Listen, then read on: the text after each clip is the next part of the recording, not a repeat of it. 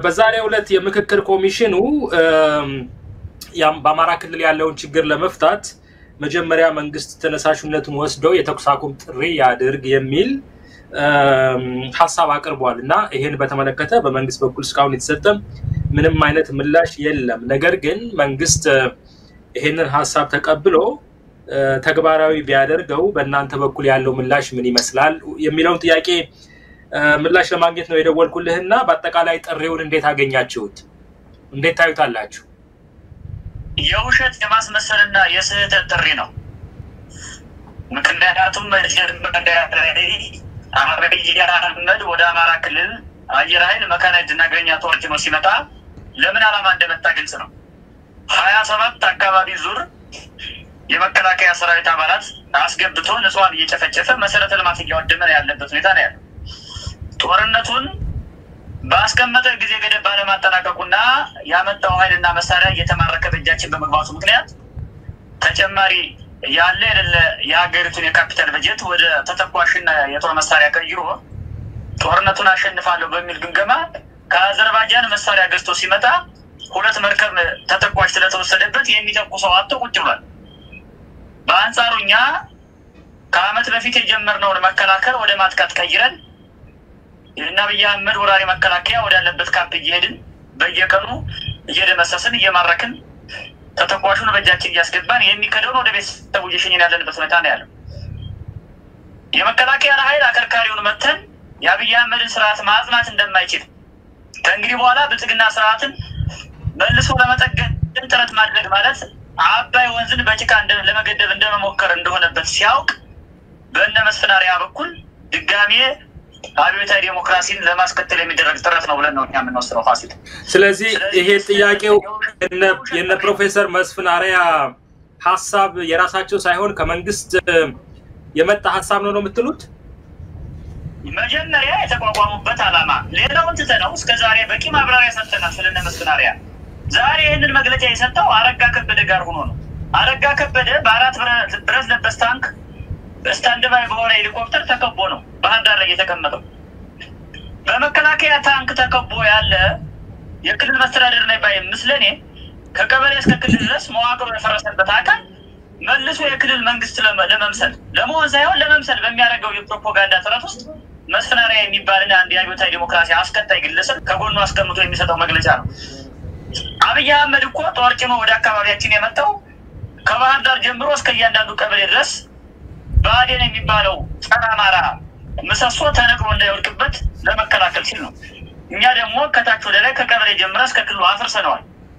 ስለዚህ ይህን መልሶ ለመትከል በሚደረገው ጥረት ውስጥ አረጋ ከበደ መሪ ሆነው ለመታየት መስለው ለመታየት መልሰው የብአዴን መዋቅር ለመትከል እነ መስፍን አርአያ ደግሞ ገለልተኛ ተቋም አሸማጋይ ከመንግስት ገለልተኛ ሆነው ለመታየት ዲፕሎማት የሰላም የእርቅ ኮሚሽን መስለው ለመታየት ሰላም አስፋይ መስለው ለመታየት እና አብይ አህመድ ደግሞ አጀንዳችን ዝቅ ካለ የኛን ፍላጎትና ሙቀት ለክተው ፋኖና የክልሉ መንግስት ችግሩ ይፍታ ወደሚል ራሳቸውን አግዝፈው ሀገራዊ ተቋም አስመስለው የስቴት ገዢ አስመስለው ለማየት የሚያደርጉት ጥረት ነው።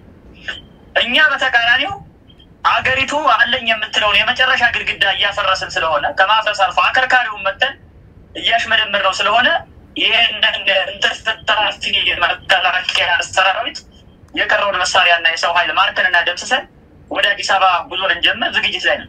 በዚህ ሁኔታ ተኩስ አቁሞ ተኩሶ የሚለን አካል የለም። ተኩስ አቁሙ ሊል ቢችል እንኳን መስፍን አርአያ የሚባል ሰው አይደለም ተኩስ አቁሙ የሚለው። ምናልባት ስለ ኢትዮጵያ ሰላም ስለ ኢትዮጵያ ፍትህና እኩልነት የሚጨነቅ ሌላ ዓለም አቀፍ ቅቡልነት ያለው ተቋም አለ። ጥያቄው በሱ በኩል ቢመጣ እንኳን እኛ አስበንበት ነባራዊታውን ገምግመን ውሳኔ የምንወስድ ይሆናል እንጂ ስቴት ስፖንሰር ሆኖ የኖረ ሰውዬ መጥቶ በአማራ የህልውና ትግል ላይ ሊዘባበት አይገባውም ባይ ነኝ። እሺ፣ ጥያቄው በፌደራል ደረጃ ይሄን ጉዳይ ጥያቄው ቀርቦ የፌደራል መንግስቱ ለሰላም ሲባል በክልሉ ውስጥ መረጋጋት እንዲመጣ ሲባል ካሁን ጀምሮ ለተወሰነ ጊዜ የተኩስ አቁም አውጃለሁ ቢል በእናንተ በኩል ተመሳሳይ የሆነ ምላሽ ትሰጣላችሁ? አንሰጥም። ጥይት ስላለቀበት የሚተኩሰው ስላጣ አሁን አብይ አህመድ ከ3 ሳምንት በፊት የሚተኩሰው ጥይት የለውም መከላከያው። የሚከዱ ልጆች የምንማረካቸው ልጆች የሚነግሩን መረጃ ይሄ ነው። ጥይት የለም፣ ሎጂስቲክ የለውም መከላከያው። ራስህን ተከላከል ተብሎ ተቀምጧል። ስለዚህ እሱ የሚተኩሰው ጥይት ስላጣ ሎጂስቲክስ ስላነሰው ነው በተኩስ አቁም ዲፕሎማት መስሎ ለመታየት የሰላም ኃይል መስሎ ለመታየት የሚሞክረው።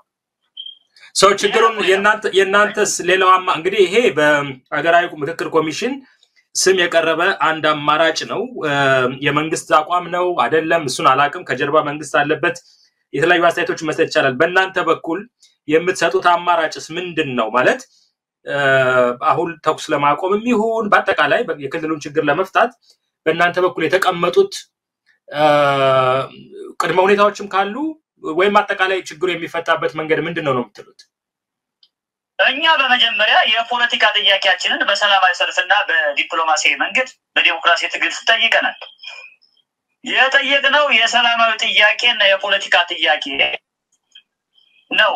መልስ አጥቶ በአብይ አህመድ የኃይል ደስታችነት ወደ አካባቢያችን መከላከያ መጥቶ ይወረራል። ስለዚህ አማራው ሰላም ያስፈልገዋል ከተባለ መጀመሪያ ሊወር የመጣው መከላከያ ከነመካናጁና አየር ኃይሉ ጥርግሞ ከክልላችን ይውጣ። ቀጥሎ ስለሚሆነው ነገር ቀጥሎ እናስብበት። ጋዜጠኞችም ከዚያ በኋላ ይጠይቁን። አብይ አህመድም የተባበሩት መንግስታትንም ያዘ አሜሪካንም ያዘ። ከዚያ በኋላ የኛን ጥያቄ የኛን ፍላጎት ዓለም አቀፉ ማህበረሰብ ሚዲያው መታዘብ ይችላል። በየአካባቢያችን መከላከያ ገብቶ በታንክ ንጹሃን እየጨፈጨፈ ቤት እያወደመ መሰረተ ልማት ትምህርት ቤት ጤና ጣቢያ እያወደመ በድሮን ንጹሃን እየገደለ ባለበት ሰዓት እኛ የጥያቄያችን እኮ ያቀረብነው የፖለቲካ ጥያቄያችን ያቀረብነው እኮ በዲፕሎማሲያዊ መንገድ ነው በሰላም በዲሞክራሲያዊ መንገድ ያቀረብነው ሰላማዊ ጥያቄያችንን በኃይል ጨፈልቃለሁ ብሎ የመጣ ኃይል አከርካሪውን ሲመታ ተመልሶ ወደ ሰላማዊ ጥያቄ ሄዳለሁ ካለ የሽንፈት ምልክት ስለሆነ መጀመሪያ ክልላችን ለቆ ይወጣ። ግን ማርሸት ክልሉን ለቆ ቢወጣ እናንተ ክልሉን ትረከባላችሁ ያንን ፈቃደኛ ደግሞ በመንግስት በኩል ፈቃደኝነቱ የሚኖር አይመስልምና ጥያቄያችሁ ክልሉን መረከብ ነው ማለት ነው ከተረከባችሁ በኋላ ከዛው ላይ እንነጋገራለን ከዚያ በኋላ ዓለም አቀፍ ተቋማትን ያማራው ጥያቄ ምንድነው ብለው ወደኛ ይምጡ ተከትለነው አዲስ አበባ እንግባ እስከ ዚምባብዌ እናባረው ወይ ክልሉ ይዘን እንቀመጥ የሚለው የኛ ስትራቴጂክ እቅድ ነው ሚስጥር ነው አይነገርም በሚዲያ መጀመሪያ ግን በሰላማዊ መንገድ የጠየቅነው የፖለቲካ ጥያቄ በኃይል ለመጨፍለቅ ስለመጣ በኃይል ይጨፈልቅበታል ያለውን ኃይል ያስወጣ ቀጥሎ ስለ ጥያቄዎቻችን እንነጋገር ነው ከማን ጋር እንነጋገረው ከአብይ ጋር አይደለም እሱን እንነጋገረው አካል ደግሞ እኛ ስለምናቀው ከዚያ በኋላ እንወያይ ነው በዚህ ጉዳይ ላይ የኛ አቋም አገራዊ ምክክሩ በአጠቃላይ የያዘው እቅድ ማለት የአማራንም የሌሎችን አካባቢዎችን ህዝቦች ነዋሪዎች በማነጋገር ችግሩን በውይይት ለመፍታት እንቅስቃሴ እያደረገ ነው ፋኖ ካልተሳተፈ ወይም የናንተ ኃይል ካልተሳተፈ አማራ ተወክሏል ማለት አይቻልም የሚሉ አስተያየቶች ይሰጣሉ በመንግስት በኩል ግን ወይም ደግሞ በክልሉ መንግስት በኩል በቂ የሆነ ተሳትፎ እየተደረገ ነው ስለዚህ ብሔራዊ ምክክሩ መቀጠል ይችላል አሁን የተነሳውን ግጭትም በውይይት እንፈታለን የሚል በተለይ በምክክር ኮሚሽኑ በኩል እየተነገረ ነው ያለውና እርግጠኞች ናቸው ምክክር ኮሚሽኑ አባላት የናንተ ጥያቄ ፋኖ ያነሳው ጥያቄ በምክክር እንደሚመለስ በጣም እርግጠኞች ናቸው በዘገባቸው ላይ በመረጃቸው ላይ እንዳየሁት በዚህ መልኩ ችግሩ ይፈታል ተስፋ አለ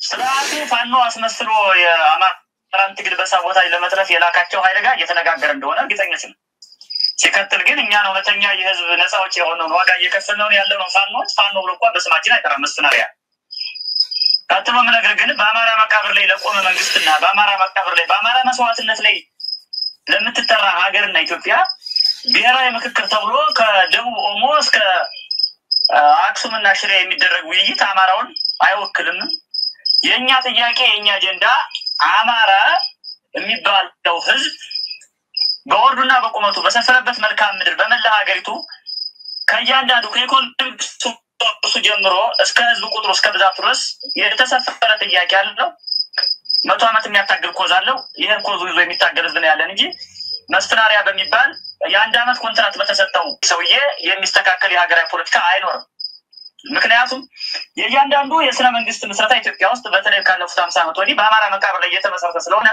እኛ ደግሞ የወገናችንና የህዝባችን ጥቅምና ፍላጎት መቃብር ላይ ቆመን ከመስፈናሪያ ጊዜያዊ የኮንትራት ድርጅት ጋር ተነጋግረን የአብይ አህመድን ጨፍጫፊ ስርዓት እንዲቀጥል አንፈልግም ስለዚህ ብሔራዊ ምክክር የሚለው ስያሜ ራሱ እና አብይ አህመድ በኃይል ሲሸነፉ በፖለቲካ ሰላማዊ መስለው ለመምጣት የኢትዮጵያን ህዝብና አማራውን ለመሸወድ የመጡበት ሌላ ተለዋጭ ስልት እንጂ የኢትዮጵያ ችግር ምን ላይ የተመሰረተ ነው ኢትዮጵያ የፖለቲካ ችግር የገጠማት መቼ ነው? እነማን ችግሩን ፈጠሩት? እንዴት ተፈጠረ?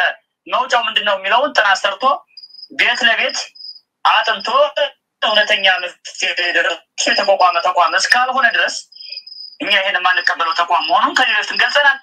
መስፈናሪያም ኦልሬዲ ሁለት ጸጉር ያለው ሽማግሌ ሰውዬ ነው። ነገ ከነገ ወዲያ ይጃጃል።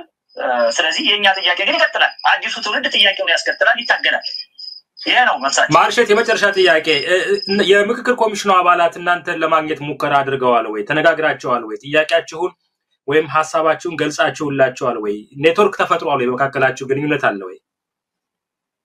የምክክር ኮሚሽኑ አባላት የሚባሉት እኮ አብይ አህመድ ራሱ ብልጽግና በጀት የበጀተላቸው ቢሮ የሰጣቸው ጥቁር መኪና የሰጣቸው ቤት የሰጣቸው ጥቅማቸውን አብይ አህመድ የሚያስከብርላቸው በአዋጅ አብይ ያቋቋማቸው ሰዎች ናቸው።